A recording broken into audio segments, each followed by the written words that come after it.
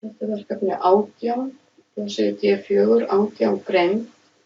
Ég ætla að sýna ykkur hvernig þið setjið blaðsíðutal neðst á síðuna í fót og þegar við erum með ritgerð sem er með forsíðu og efnisyfirliti að þá viljum við ekki hafa blaðsíðutal á þeim síðum.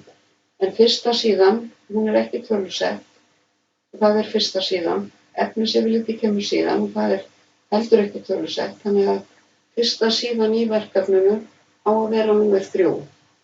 Og þá er best að vera staddur einhvers staðar í skjalinu, bara ekki á forsíðu eða efnisyfirliti. Og hérna í þessu verkefni þá er smella hérna á greindirnar 8. Ég er ekki búin að gera forsíðuna, en ég ætla ekki að vera stödd á þessari síðu hér, þar sem efnisyfirlitið er, þar sem að því að það á ekki að vera blaðsíðutal. Síðan eins og við settum hérna í byrjun, útlitskaflaskil, það segja að það sé ekki page break, heldur next page og section break, þannig að ég ætla að vera stödd á þessari síðu hér.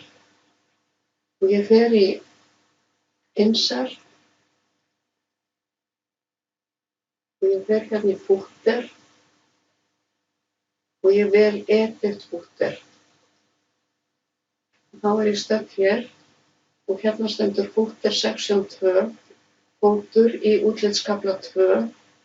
Hér er same as previous. Hér er hún að spyrja hvort það eigi að vera sami fótur í útlitskafla 2 og í útlitskaflanum á undan. Útlitskafla 1 sem er þá forsíðan.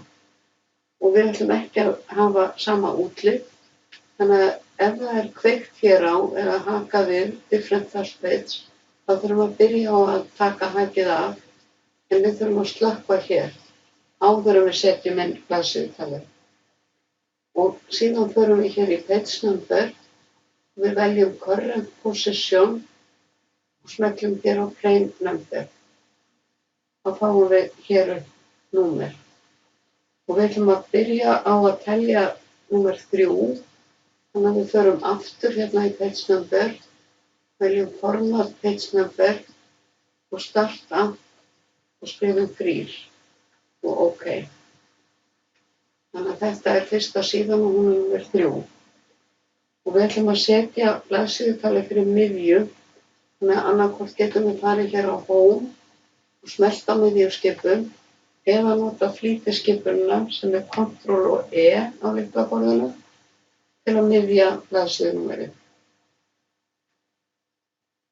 Ef ég fer hérna eftir niður skjalið, þá er þessi síðan númer 4, þessi síðan númer 5, en það er ekkert blaðsíðunúmer á þessari síðan, en hún er talin númer 2 og svo forsíðan verður númer 1. Þannig að ég ætla að vista þetta núna.